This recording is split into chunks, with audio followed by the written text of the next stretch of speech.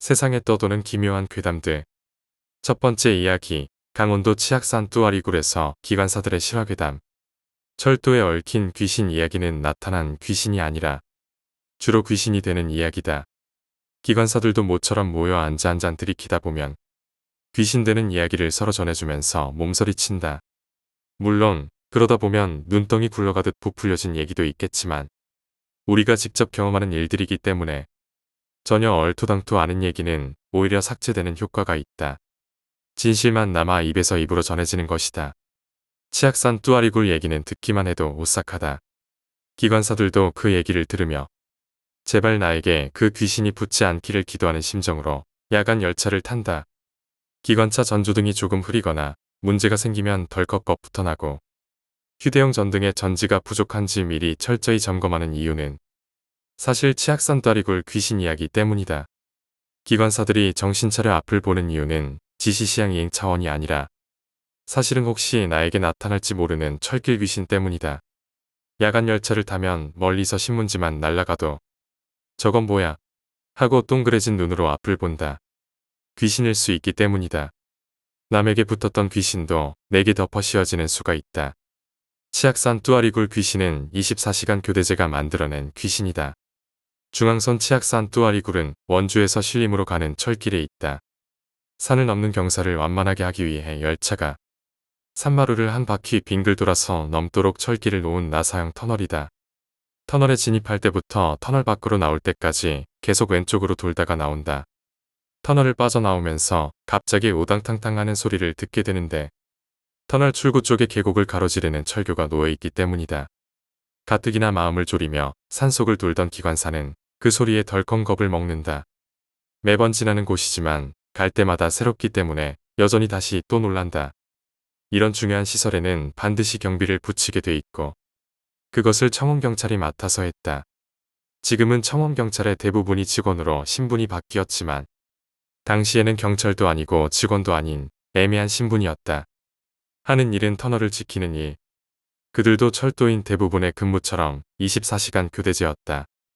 한 평짜리 감시초소에 들어가서 24시간을 지내야 한다고 생각해보라. 아무리 경치가 좋고 열차가 좋고 철도가 좋아도 이건 징역이다. 아니, 징역보다 무서운 금고다. 실제로 금고형은 징역보다 무거운 형벌이다. 징역은 할 일이라도 주는 것이지만 금고는 아무 일도 못하게 가둬만 놓는 것이다. 치악산 터널의 양쪽 끝에서 10수년간의 금고형을 받고 24시간마다 한 번씩 교대하는 사람들. 그중 한 명은 지루함을 이기지 못해 결국은 귀신이 됐다. 그는 몇 년 후 기관사까지 끌고 먼 길을 갔다. 이것이 치악산 귀신 이야기다. 지금은 중앙고속도로가 멋지게 뚫려 있어서 뚜아리굴로 들어가는 기차와 나오는 기차를 모두 볼 수 있는 장소가 있다. 남원주에서 신림 방향으로 진행하다가 터널을 두세 개쯤 지나면 고속도로 옆에 차를 세울 수 있는 비상용 공간을 조금 넓게 만들어 둔 곳이 있다. 그곳에 차를 세우고 계곡의 맞은편을 보면 눈 아래쪽으로 철다리가 보이고 터널 입구가 보인다. 그리로 상행열차가 들어갈 때까지 기다렸다가 조금 언덕 위로 더 올라가 위치를 잘 잡으면 터널에서 나오는 것도 찍을 수 있다. 동영상으로 제작해도 멋진 장면이 될 것 같다. 여행은 이동을 하기 때문에 즐겁다. 아무리 좋은 경치라도 한자리에 있으면 지루하고 무의미하다. 그런 면에서 기관사는 그나마 행복한 직업이다. 치악산이 아무리 멋있어도 같은 자리에서 하루 종일 있어야 한다면 지겨울 것이다. 치악산 가을 단풍이 아무리 멋있어도 겨울 눈이 아무리 환상적이어도 그곳에서 근무를 해야 한다면 더구나 한자리에서 꼼짝 못하고 지켜 서 있는 근무를 해야 한다면 그야말로 고역일 것이다. 한밤중에는 무서울 것이고 새벽의 어스름은 반갑고 고맙지만 몸이 피곤할 것이며 한낮이 되면 그 정적이 다시 끔찍할 것이다. 이곳에 근무하던 청원경찰은 나름대로 적응하는 요령이 있다. 시간을 정확히 정해서 운동을 한다든지 열차가 지나가는 시간을 정확히 체크하면서 마치 의무군인들이 하루하루 지나간 날짜를 표시하듯이 그날의 죽인 시간을 확인하기도 한다. 이제 몇 개 열차 남았군. 이제 몇 시간 남았군. 그러나 아무리 시간 죽이는 요령이 발달해도 24시간은 너무 길다. 게다가 교대해야 할 사람이 휴가를 갔거나 아프다고 병가를 냈거나 집안의 상을 당해 며칠씩 못 나오기라도 한다면 그건 48시간, 72시간, 대책 없이 산속에 갇히는 것이다. 이건 도저히 요령으로 넘을 수 없는 거대한 산이다. 이런 부분을 생각하지 않고 우리는 철길 귀신이 된 그를 욕했었다. 근무 중에 술을 마셨다는 것이다. 죽은 사람을 놓고 여러 가지 폄하 발언들을 했다. 치악산 귀신 이야기를 안해식으로 엽기적 사건으로만 다루려는 측면도 있었다. 고인에게 죄송하다. 사건의 시작은 전화였다. 터널 양쪽에 청원경찰 2명이 서로의 지루함을 달래려고 자석식 경비 전화기를 돌렸다. 심심했던 둘은 전화기를 통해서 입으로 가위바위보를 했다. 진 사람이 터널을 통해 상대방 초소에 와서 쇠주 한 잔을 하고 그날 밤 근무의 무료함을 덜어보자는 것이었다. 벌써 며칠째 교대를 못했다. 한 사람이 반대쪽으로 터널을 통해 걸어왔다. 쇠주 딱 한 잔을 마치고 이젠 돌아가는 길이다. 그런데 이게 웬일? 가도 끝이 안 나오는 것이다. 터널이 빙글빙글 도니 이게 다시 처음으로 가는 건지 밤새워 걸어도 끝이 나오질 않는 것이었다. 다리에 힘이 풀어졌다. 졸립다. 눈이 가늘게 떨렸다. 터널 속의 온도는 높았다. 잠깐 주저앉아 레일을 만져보니 그건 쇠덩이라서 그런지 시원했다. 화끈거리는 얼굴을 레일에 대봤다. 시원했다. 땀이나 좀 식히고 가야지. 그는 레일을 베고 누웠다. 잠깐만 있다가 일어나야지. 열차가 터널 입구에 들어오면 천둥 같은 소리가 날 테니까. 거기까지만 생각하고 끝이다. 더는 생각할 수 없는 상황이 영원히 지속된 것이다. 그는 그대로 잠들었고 결국은 영원히 잠들게 되었다. 청량리발 제천행 화물열차가 출발한 것은 밤 12시 정각. 원주를 통과하여 치악산 뚜아리 굴로 진입할 때는 세로 1시쯤 되었을 때다. 빙글빙글 도는 터널은 경사도가 1000분의 12 정도다. 속도를 낮추면 올라가지 못하고 중간에서 멈추기 때문에 가속을 붙여 올라쳐야 한다. 그래서 최고 속도로 올라가는데 선로가 곡선이니 앞이 조금밖에 보이지 않는다. 더구나 터널이니까 가시거리는 불과 수십 미터. 눈에 보이는 모든 것이 순식간에 지나가 버린다. 으악. 사람이 선로를 베고 누워 있었다. 저거 사람 맞아. 판단할 사이도 없이 열차는 사람을 지나쳤고 본능적으로 비상제동을 썼지만 이미 열차는 전체의 반 이상 지났을 것이다. 기관사는 허겁지겁 후레쉬를 찾아 들고 현장으로 달려갔다. 어두운 터널 속을 한참 더듬거리며 찾아 들어가다 보니 웬걸. 후레쉬 전지가 다 닳아서 꺼져버리는 것이었다. 앞이 캄캄했다. 아무것도 보이지 않는다. 이미 기관차의 불빛은 터널의 회전 때문에 터널 벽에 의해 완전히 가려져 버렸다. 불빛이라고는 단 한 점도 없는 상태다. 직선 터널이라면 기관차의 전조등을 거꾸로 켜놓으면 어느 정도 환하다. 그러나 곡선 터널에서는 빛의 직진 때문에 완벽하게 어둡다. 기관사는 생각했다. 틀림없이 그 시체는 목이 잘려 있을 것이다. 덜덜 떨면서 후레쉬만 만질 뿐이다. 스위치를 껐다가 다시 켜니 잠깐 동안 발그스레 하다가 점점 꺼진다. 그래도 다행이다. 그 정도의 불빛만으로도 움직일 수는 있다. 터널 속이 워낙 어두우니까 스위치를 껐다가 몇 걸음 나아가고 다시 켜면 그 사이에 기력이 회복된 배터리 때문에 후레쉬가 다시 켜진다. 그러다가 다시 붉은 빛으로 변하면서 꺼지고 만다. 이렇게 반복하며 한참 나아가다 보니 물체가 보였다. 화차 밑에 있다. 꺼냈다. 선로 옆으로 옮겼다. 팔과 다리를 보니 멀쩡했다. 꺼져가는 후레쉬를 다시 켜가면서 점점 윗부분으로 올라갔다. 바지도 제대로 입혀져 있고 가슴엔 청원경찰 마크도 보였다. 조금 더 위를 비춰보았다. 어깨 위에는 아무것도 없었다. 어디 있지? 어디 갔을까? 굴렀나? 터널은 경사져 있다. 그러나 자갈 때문에 굴러 내려가지는 않았을 것이다. 그러면 화차에 끼어 있나? 공처럼 튕겨져 나갔나? 기관 조사는 뭐 하는 거야? 이리 좀 와서 도와주면 안 돼? 차장은 또 왜 기척도 없어? 그러나 이럴 때 기관 조사는 절대로 자리를 이탈하면 안 된다. 둘 중에 한 사람은 기관차에 남아서 열차가 구르는 것을 방지해야 한다. 만일 좋지 않은 시간이 지체되면 열차가 구르기 시작할 테니까 상황 판단을 해서 열차 바퀴마다 구르지 못하게 자갈을 끼우거나 수용제동기를 감아야 한다. 열차가 구르려는 소리가 찌직찌직 나기 시작하면 벌써 늦다. 그런 소리가 나기 전에 화차마다 올라가서 수용제동기를 감고 바퀴 밑에 돌을 고여야 한다. 그렇지. 열차가 구르면 안 되지. 근데 이거 어디 있는 거야? 후레쉬는 점점 더 약해지고 있다. 화차 두어 칸쯤 지나면서 드디어 발견했다. 다행히 눈을 감고 있다. 눈을 치켜뜨고 있으면 어떡하나 하고 걱정했었다. 기관사는 용기를 냈다. 저걸 들어서 제자리에 붙여놔야 내가 편히 살지. 최소한 그런 예의를 갖춰주는 게 시체에 대한 인간적 도리다. 사연이야 어쨌든 따로 떼어놓은 채 두고 갈 수는 없다. 꿈에라도 나타나 왜 안 갖다 놨냐라고 따질지도 모른다. 기관사는 그 머리의 어느 부분을 잡아야 할지 잠깐 고민했다. 자기 옷이라도 벗어서 감싸서 들었으면 좋으련만. 나머지 근무는 계속해야 하겠기에 곤란했다. 내일 돌아갈 때까지 누가 대신 일해주는 것도 아니다. 내가 맡은 열차는 그대로 운전해야 한다. 더구나 올라갈 때는 깨끗한 옷을 입고 특급 열차를 몰아야 하는데 결국 잡기 좋은 귀를 잡기로 했다. 그는 후레쉬를 겨드랑이에 끼고 두 손으로 귀를 잡았다. 그리고 힘껏 들어 올렸다. 머리가 무거울 것이라고 생각한 것이다. 머리는 종이장처럼 가벼웠다. 아니, 머리가 딸려오지 않고 얼굴의 면피만 벗겨지면서 들어 올렸기 때문에 종이장처럼 가벼웠다. 그래서 그가 힘주어 들어 올리는 그 힘 때문에 얼굴의 면피는 기관사 자신의 얼굴에 겹쳐버렸다. 키스하듯이. 기관사는 잠시 정신을 잃었다. 한참 후 정신은 차렸으나 이미 혼비백산. 현장을 어떻게 처리했는지도 기억하지 못했다. 허둥지둥 무언가를 한참 하기는 했는데 아무것도 이루어진 것은 없었다. 자기 신발을 잃어버린 채 기관차로 돌아왔다. 그리고는 아무 말도 없이 열차를 출발. 전혀 보고도 하지 않았다. 무전기로 보고한 것은 기관조사. 기관조사는 기관사에게 어떻게 된 거냐고 물었지만 대답하지 않았다. 아니, 말을 하기는 하는데 앞뒤가 맞지 않고 발음이 제대로 되지 않았다. 전혀 무슨 뜻인지 파악할 수 없었다. 그래서 기관조사는 대충 꾸며서 사령의 무전기로 보고했다.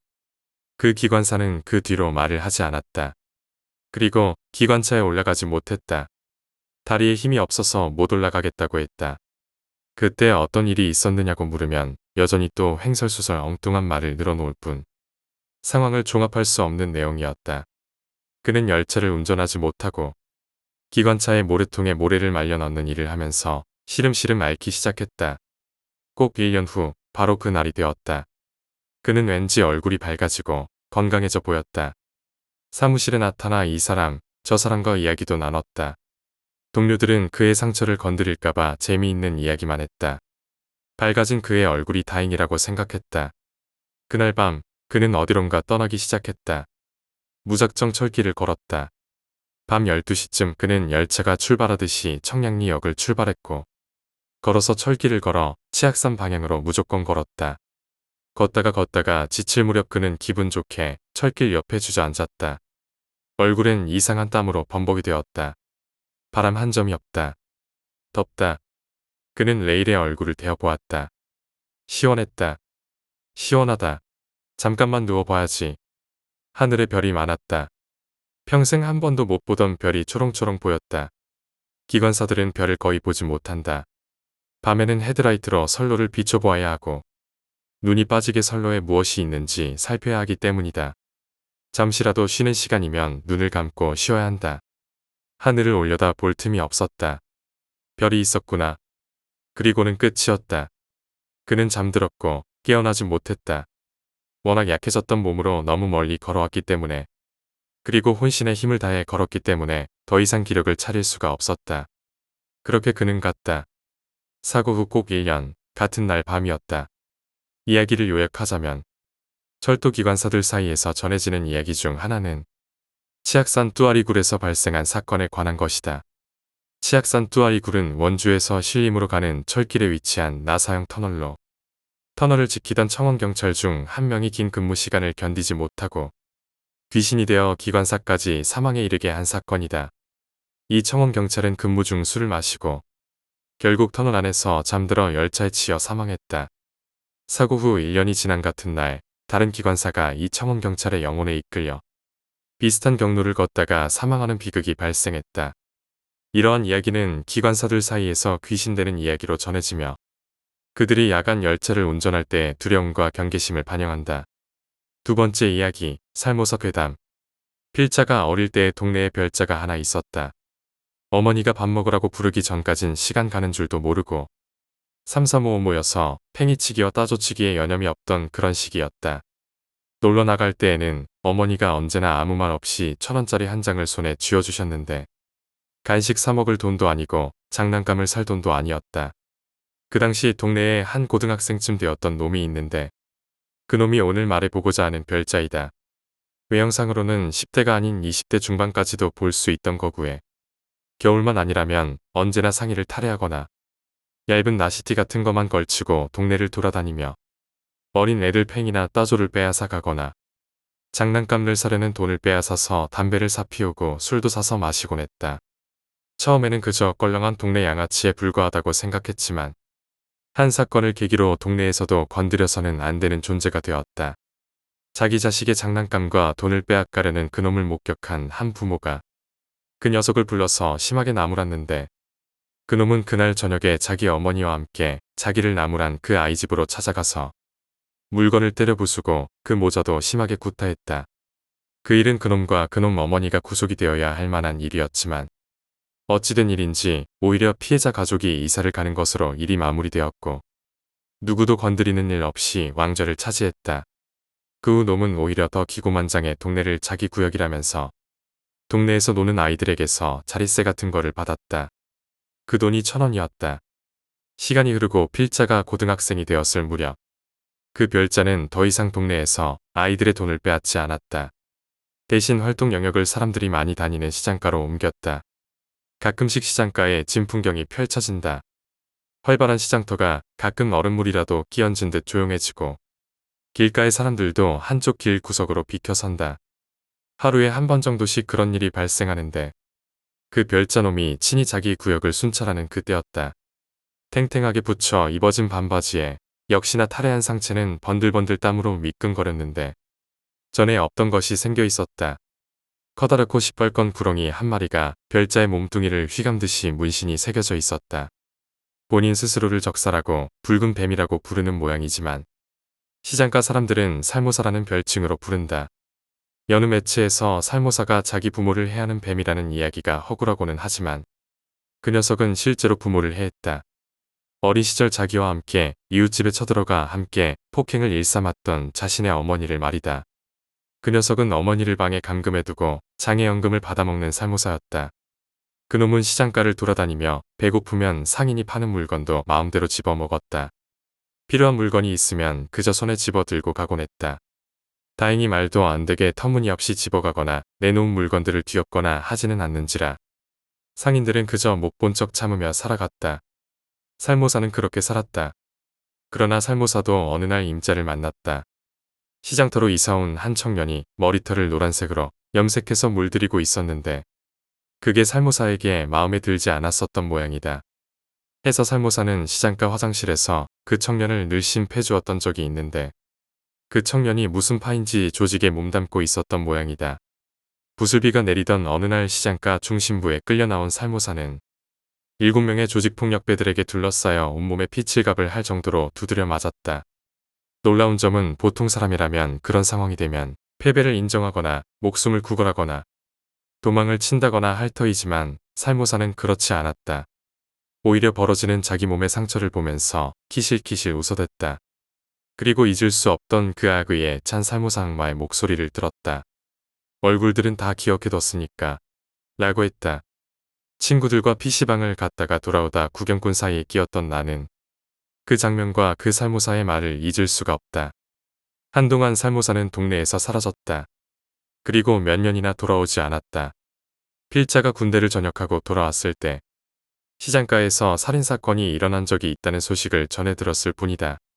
그리고 그 살인 현장은 노란 머리카락의 모조직원 일원의 집이라는 이야기이다. 그 일로 감옥에 갔는지 시장가에서 여러 명에게 둘러싸여 봉변을 치른 후 쭉 몇 년간 살모사를 본 적이 없다. 살모사를 본 것은 지난 작년 봄 오랜만에 시장에 방문했을 때이다. 정말 오랜만에 본 것은 살모사였다. 예전과 같이 번들번들한 문신을 드러낸 모습이 아니었다. 놈의 얼굴도 이제 나이를 제법 먹었다. 근사하게 정장을 입고 시장가를 돌고 있다. 다른 정장 입은 사람들과 함께 말이다. 친애하는 시민 여러분, 제가 이번에 출마하게 되었습니다. 어린 시절부터 사고도 참 많이 쳤지만 이제 우리 시를 위해서 노력하고 살고 싶습니다. 한 번만 도와주십시오. 우락부락한 근육이 터져나올 것 같은 탱탱하게 정장을 입은 살모사의 목덜미와 손목에는 예전의 시뻘건 뱀의 문신이 아직도 조금씩 삐져나와 있었다. 순대 파는 할머니의 손을 잡고 힘드신 건 없지요? 라고 물어보는 살모사의 음성이 반항하면 재미없을 줄 알아라 라고 들린다. 할머니도 그렇게 알아들은 모양인지 살모사의 손을 잡고서 몸도 떠시고 목소리도 떠신다. 살모사가 안 보이는 곳에서 아저씨들은 욕을 했다. 저런 새끼, 저런 인간 쓰레기 놈팽이가 무슨 높은 자리에 앉겠다고. 절대로 저놈이 당선되는 일은 없을 거라고. 그리고 거짓말처럼 놈은 당선이 되었다. 뱀은 허물을 벗을수록 덩치가 커진다. 어린 시절 코 흘리게 꼬마들의 돈을 뺐던 동네 왕좌를 버리고 시장가로 떠나갔듯이 놈은 더욱더 큰 물로 떠나간 것일까. 세 번째 이야기, 노크 소리. 똑똑. 새벽 1시. 팬티만 입고 있었던 나는 헐레벌떡 침대에서 일어나 반바지와 반팔을 꺼내 입었다. 잠시만요. 핸드폰은 침대에 내팽겨치고 책상 위에 국물만 남은 컵라면은 치울 새도 없었다. 옷을 입고 문을 열었다. 그리고 아무도 없었다. 혼자 지내다 보니 이제 환청 단계가 온 건가. 다시 문을 닫고 잠궜다. 그날은 그렇게 다시 밀린 공부를 끝내면서 하루가 흘렀다. 잠에서 깬 건 핸드폰 알람 소리가 아닌 무언가 때문이었다. 그 무언가 경건하지만 묵직하지는 않은 소리. 노크 소리였다. 잠결에 들어서 꿈인 줄로만 알고 다시 몸을 뒤척이려던 순간. 똑똑. 분명하게 내 귀에 박혔다. 침대에서 헐레벌떡 일어나 다시 의자에 걸쳐져 있는 반바지와 반팔을 입고 문을 열었다. 역시 날 반겨주는 건 비상구등에서 새어나오는 초록색 불빛뿐이었다. 어떤 새끼가 장난치는구나. 누군지는 모르겠지만 난 타겟이 됐다. 누군가의 심심함을 달래줄 타겟이. 시간을 보니 새벽 3시였다. 그렇게 난 다시 한참을 뒤척이다 잠이 들었다. 아침 매미 소리에 나는 다시 초점을 잡는다. 다시 꿈을 휘어잡는다. 토익책을 펴고 핸드폰에 이어폰을 꽂고 영어회화 플레이 버튼을 누르며 하루를 시작한다. 점심때가 되어서야 지갑을 챙기고 고시원 옆 편의점에 가서 도시락을 사 먹는다. 작은 방이라기보다는 관이라는 말이 더 어울리는 그곳에서 영어 단어를 보며 인스턴트 쌀밥을 목구멍에 채운다. 그리고 그때 똑똑. 그 녀석이 왔다. 나는 무시했다. 환청이거나 장난이거나 어차피 지금 나가봤자 그 녀석을 잡기에는 타이밍을 놓쳤다. 난 다시 나무젓가락을 짚고 밥을 푸려는데 똑똑. 평범한 녀석이 아니었다. 네, 잠시만요. 어쩌면 총무거나 옆방일 수도 있었기에 침착하게 대했다.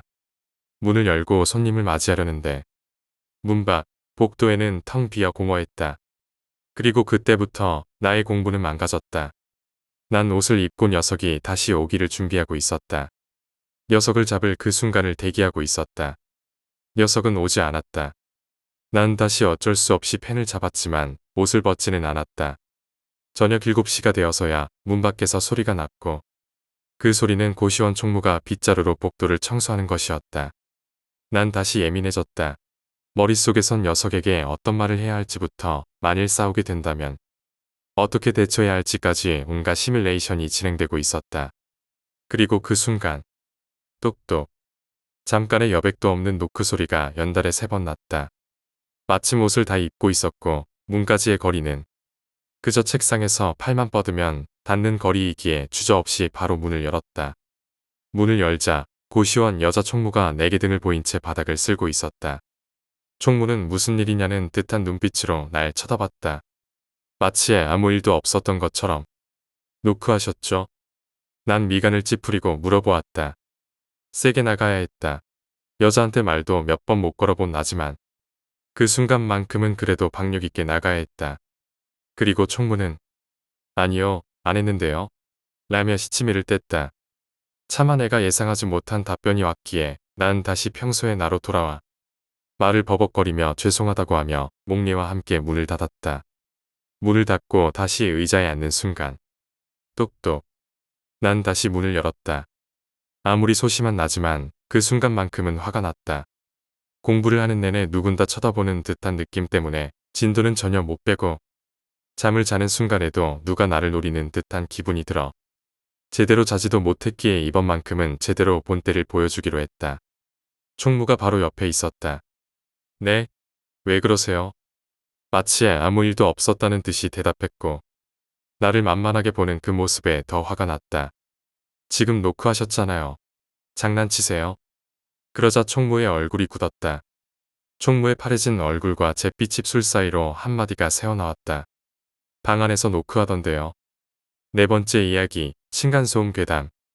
어렸을 때부터 친했던 친구가 있다.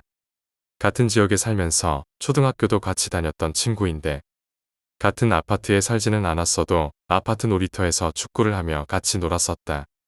놀이터 위쪽에 비치되어 있던 벤치를 골대로 삼고 아파트의 아이들과 공을 차면서 놀던 녀석은 부침성도 좋고 운동 실력도 좋아 남들과 쉽게 어울리는 그런 녀석이다. 다만 이 녀석이 조금 특별한 게 있다면 부모님이 두 분 다 돌아가셨고 아파트 옆 단지에 있는 친척 집에서 살고 있는 것이었다. 대부분 정말 친한 친구들이 어떻게 친해졌는지 기억이 잘 안 나고 하는데 나도 이 친구놈이랑 어떻게 친해졌는지 잘 기억이 나지 않는다. 어리기도 어렸고 원래 어린이들은 쉽게 친구를 만들고 했으니까. 초등학교를 졸업하고 중학교를 가며 헤어졌지만 녀석과는 계속 전화통화를 하며 만나거나 밥을 같이 먹는 사이였다. 덕분에 오랜만에 만나면 둘 다 아직 살아있네. 이러면서 웃을 수 있었으며 만날 때마다 지친 학창생활에 활력을 불어넣을 수 있었다. 고등학교의 선택부터 우리의 진로는 조금 달라졌다. 대학에 가기 위해 나는 일반 인문계 고등학교로 진학했고 친구는 더 이상 친척들에게 폐를 끼칠 순 없다고 바로 취직을 위해 실업계로 진학했다. 그렇다고 친구 사이가 변한 건 아니었다. 떨어지는 성적과 번번이 떨어지는 수시에 우울하면 녀석은 언제나 옆에서 있어 주었고 수능 100일 날에는 원래 해서는 안 되지만 친구가 가져온 맥주를 벤치에 앉아 마시며 100일주라며 키득거리기도 했었다. 그렇게 고등학교를 졸업했다. 나는 대학 때문에 서울로 올라왔고 녀석은 공단이 있던 고향에 나름 이름 있는 공장에 취직했다. 내가 군대에 가는 마지막 날까지 술을 같이 마셔준 놈도 친구였고 동시에 면제라고 복장을 뒤집어 엎어버리는 놈도 그 자식이었다. 군대에서 병장을 달았을 무렵 녀석에게 편지에 한 통이 왔다. 청첩장이었다. 청첩장에는 여자 이름이랑 친구 녀석 이름이 나란히 쓰여 있었다. 깜짝 놀란 녀석의 핸드폰으로 전화를 걸으니 목소리만으로도 미소가 걸렸는지 아닌지 느껴졌다. 녀석은 잔뜩 즐거운 목소리로 축의금 두둑하게 넣어서 내라. 너 군대 입대하고 얼마 안 돼서 여자친구가 생겼는데 여차저차 하다가 바로 결혼까지 하기로 했다. 녀석의 말을 듣는데 나도 웃음이 났다. 날짜에 맞게 휴가를 내야 되겠다 생각하며 축하한다는 말과 함께 전화를 끊었다. 23살에 결혼을 하는 녀석이 잘 되길 바랬다. 빡빡 밀은 머리로 결혼식장까지 가서 축의금을 내고 결혼을 축하해주고 복귀했다. 공장 동료들에겐 많이 드시고 가십시오라고 말씀드리며 인사를 하고 돌아다니더니 내 앞에 와서는 돼지 새끼야 그만 좀 처먹어라. 네가 다 먹어서 다른 분들 드실 것도 없잖아. 라고 농담을 던지는 그런 기분 좋은 결혼식이었다. 3개월 정도 후에 제대를 하고 고향에 내려가 친구를 불렀다.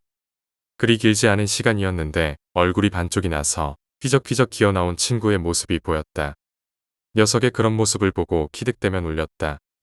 와이프가 잠을 안 재우나 보네. 원래 이런 농담을 하면 다시 되돌려주는 놈이었는데 허허 웃으며 그냥 의자에 털썩 주저앉았다. 왜 그러냐고 물었더니 아랫집이 문제라고 말하며 이야기를 시작했다. 이사를 하고 한 달 정도 지났을 무렵이었다고 한다.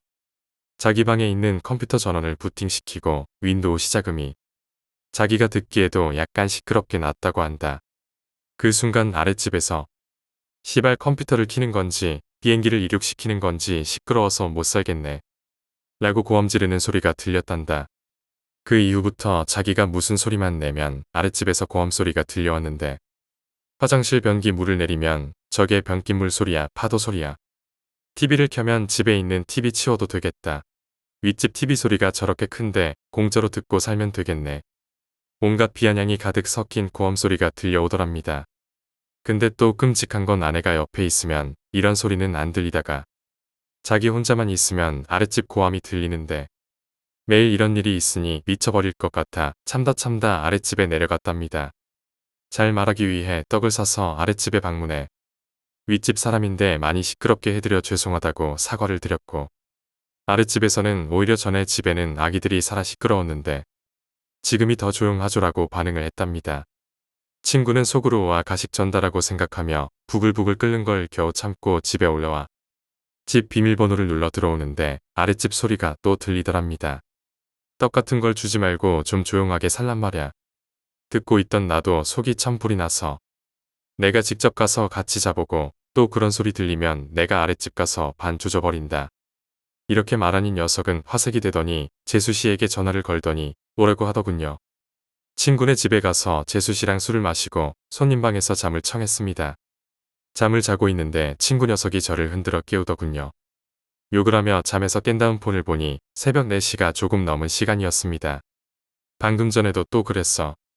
아랫집에서 또 욕했다고. 아무리 푹 잠들었다고 해도 아랫집에서 고함치는 소리를 못 들을 정도는 아니었습니다. 스트레스가 심한 것 같아 잠시 방에 앉아 있으라고 한 다음 냉장고 안에 들어있는 물병과 컵을 들고 방으로 갔는데 녀석이 저를 툭 쳤습니다. 냉장고 문 좀 살살 열지. 아랫집에서 시끄럽다고 또 뭐라고 했잖아. 저는 그 순간 뒤통수를 얻어맞은 느낌이었습니다. 손에 들고 있는 걸 책상 위에 얹어놓은 다음 나는 친구에게 최대한 빨리 연차를 내라고 한 다음 다시 방으로 돌려보냈습니다.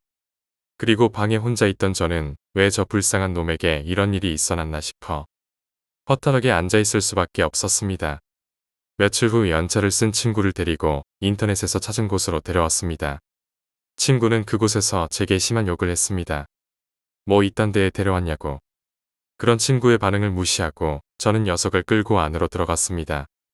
건물 안에 들어가 약속을 잡고 의자에 앉아있는 동안 녀석은 실망했다는 둥 당장 나가겠다는 둥 말을 짓걸렸고 저는 나가는 순간 기절을 시켜서라도 끌고 들어올 거라고 소리를 질렀습니다. 그냥 상담만 해보고 아무 문제 없으면 그냥 나가는 거고 문제가 있다면 해결만 하면 되는 거라고 몇 번이나 당부시켰습니다. 밖에서 기다리고 있으니 곧 친구의 이름을 부르는 소리가 들렸습니다. 친구는 중얼중얼 하면서도 제게 끌려 방 안으로 향했습니다. 제가 친구를 데리고 갔던 곳은 정신병원이었습니다. 처음엔 그냥 층간소음관에 있는 불화인 줄 알았습니다. 하지만 저는 그게 환청이라고 생각했습니다. 한번 생각해보세요. 위에서 쿵쿵거리는 소리가 들립니다. 이게 뒤꿈치로 바닥을 찍는 소리인지 망치로 바닥을 두들기는 소리인지 구분이 가나요? 아랫집의 지적은 유난히 구체적이었습니다. 물 내리는 소리, 컴퓨터 키는 소리, 문을 여닫는 소리. 이 모든 것이요. 가장 결정적이었던 건 저는 듣지 못했는데 친구는 들린다고 하는 점이었죠. 결론만 말씀드리자면 친구 녀석은 정신병이 있는 것이 맞았습니다. 정동분열장애. 이것이 녀석의 병명이었습니다. 안타까운 일이지만 녀석은 이혼을 하고 지금 병원에 입원하였습니다. 면회를 가면 애써 밝은 척을 하려고 하지만 약 때문인지 축 처져 있는 것이 보입니다. 녀석과 면회를 마치고 나오며 항상 생각합니다. 망할 신이라는 존재가 있다면 왜 저 녀석의 인생을 저렇게 불행하게 만들었는지 물어보고 싶다고요. 5번째 이야기, 물고기 괴담. 가족 중에 시골에 살고 계시는 분이 있으면 어렸을 때 추억이 많다. 시골에 살고 계시는 할머니 덕분에 나 또한 좋은 기억이 많다. 할머니 댁 마당에서 모깃불을 피워놓고 했던 캠핑이라든지 잠자리를 잡으며 놀았던 기억은 아직도 난다. 살아있는 물고기를 잡는 것도 즐겁다. 성인 손가락 1개 정도 되는 피라미드를 잡아 양동이에 잔뜩 잡으며 놀던 것이나 그 물고기를 집에 가져와 어항에 담아 키우기도 했었다. 내 할머니 댁의 마을 사람들은 대부분 산에선 과수원을 운영했고 마을 밖에 있는 큰 평지에는 논농사를 했었다. 그리 물이 많은 지역은 아니었지만 골짜기에서 내려오는 물은 마을을 거치며 작은 실개천을 이루며 흘렀다. 어른들은 또랑이라고 불렀는데 내가 초등학교에 들어가기 전에도 들어가 놀아도 될 정도로 물이 얕았다. 사실 들어가서 놀만한 물 깊이도 아니었고 그냥 물고기가 살고 있어 물고기나 잡기 위해 들어가는 정도였다. 내가 초등학생 때 이야기이다. 여름이었는데 할머니 댁에 가니 오랜만에 사촌 형들이 와 있었고 유난히 가물었던 만큼 개울에는 물도 거의 없었다. 골짜기로 올라가는 길에 한 2m 될까 하는 작은 콘크리트로 된 다리가 있었는데 그 다리 아래엔 한 1m 정도 되는 작은 폭포라고 해야 하나. 높이차가 있어서 물이 떨어지는 부분이 있었다. 그 부분은 언제나 물이 꽤나 고여 있었고 그림자 때문인지는 몰라도 유난히 물고기가 많이 살고 있었다. 다른 데를 아무리 둘러봐도 고기가 보이지 않았던 사촌형들이랑 나는 말도 안 되는 아이디어를 떠올렸다. 보통 물고기를 잡는다면 낚시로 잡는다고 생각하는데 나랑 사촌형들에겐 물고기는 손으로 잡는 것이었고 깊이도 약간 있는 만큼 쉽게 물고기를 건지기 힘들었던 우리는 위에서 물을 막아버리고 아래도 막은 다음 물을 바가지로 다 퍼내 물고기를 잡기로 하였던 것이다. 지금 생각하면 무슨 정신이었는지 모르겠는데 진짜 물을 플라스틱 바가지 3개로 거의 다 퍼내었다. 개울물이 얼마 없어서 가능했던 것 같은데 초등학생들끼리 물웅덩이를 다 퍼내버려서 세숫대야 1개 분량을 꽉 채워서 자랑스럽게 할머니한테 돌아갔다. 자랑스럽게 물고기를 잡아 돌아가자 고모부가 물고기들을 보며 매운탕을 끓여 먹자고 말씀하셨다. 그러자 할머니랑 아버지, 고모까지 손사래를 치며 여기 물고기는 똥물에 살아서 그냥 먹으면 안 된다며 이야기를 하셨다. 먹고 싶다면 한참 동안 두었다가 먹어야 한다고 말씀하시며 이야기를 해주셨다. 아버지가 고등학교 때 이야기라고 했었는데 여름 보그날에 마을 남자 3명이 몸보신을 하겠다고 골짜기에서 고기를 양동이로 하나 가득 잡았다고 한다. 어린이들에게도 맨손으로 잡히는 물고기들은 마을 아재들이 마음만 먹는 순간 순식간에 잡혔을 게 틀림없다. 그 물고기들을 지금 보면 뭔 배짱인지도 모르겠지만 빙어 먹듯이 소금으로 벅벅 씻어 비린내만 없애고 꾀처럼 초고추장에 찍어 먹었다고 한다. 듣기로는 며칠 내로 3분 다 돌아가셨다고 하는데 당시 추측이 엄청 많았다고 한다. 농약 때문에 중독되어 죽었다부터 기생충 감염이 원인이라고 추측되기도 하였다. 그 이후엔 마을에서 물고기를 잡아 먹을 때는 잡아서 며칠 동안 그냥 수돗물에 담궈서 죽는 놈이 있음 걸러내고 더러운 것도 토해내게 시킨 것만 먹고 또 절대 생식은 하지 않고 매운탕이나 추어탕처럼 만들어 드신다고 한다. 직접 들은 것 말고 개인적인 생각인데 아마 기생충이 아니었을까 한다. 농약 때문이었으면 먹자마자 돌아가셨지 않을까. 6번째 이야기, 여우귀신. 이 이야기는 사냥꾼이셨던 할아버지에 관한 오래전 실화이다. 시골에 할아버지 댁에 놀러가면 할아버지는 항상 나를 사냥에 데려가 주셨다. 주 타겟은 멧돼지인데 너구리와 새를 잡기도 했다. 그날도 할아버지는 총을 어깨에 짊어지고 나와 산길을 걸으며 오늘은 맛있는 멧돼지 전골을 해줄 텐게 라고 말했다. 실제로 방금 잡은 멧돼지는 먹지 않는다. 그런던 중 어떤 동물이 근처에 있는 듯 부스럭거리는 소리가 들렸다. 할아버지는 위험하니까 빨리 뒤에 숨으라고 해서 즉시 할아버지 뒤로 숨으려고 돌아봤는데 할아버지는 전혀 공격할 기미가 없었다. 평상시라면 나를 내버려 둔 채 기다리라고 했을 텐데 총을 대충 맨 채 굳어 있던 것이다. 그 당시 나는 키가 작아서 덤불 너머에 있는 동물이 잘 보이지 않았다. 나는 궁금해서 할아버지에게 뭐야? 멧돼지? 너구리? 라고 말했다.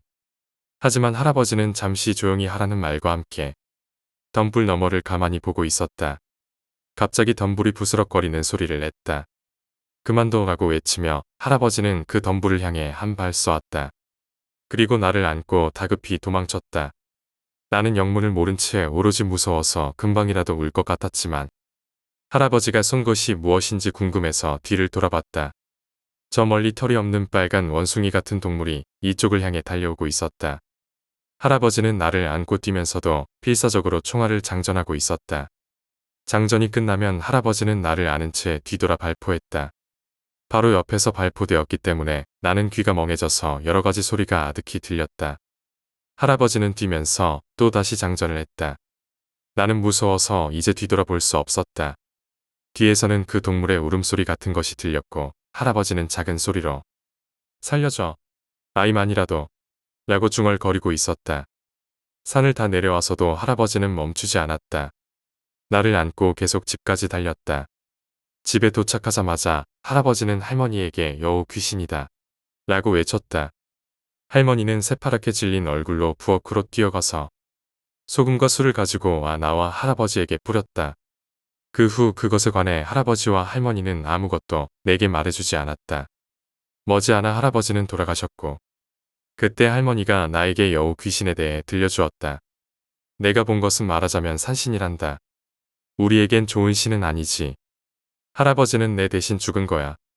넌 부디 행복하게 살아주길 바란다. 할아버지가 돌아가시고 난 후 할머니도 할아버지의 뒤를 따라가셨다. 내가 본 것은 마을에서 전해지는 요괴의 일종이었는지 모르지만 지금도 친척에게 이 이야기를 하면 얼굴을 찌푸린다.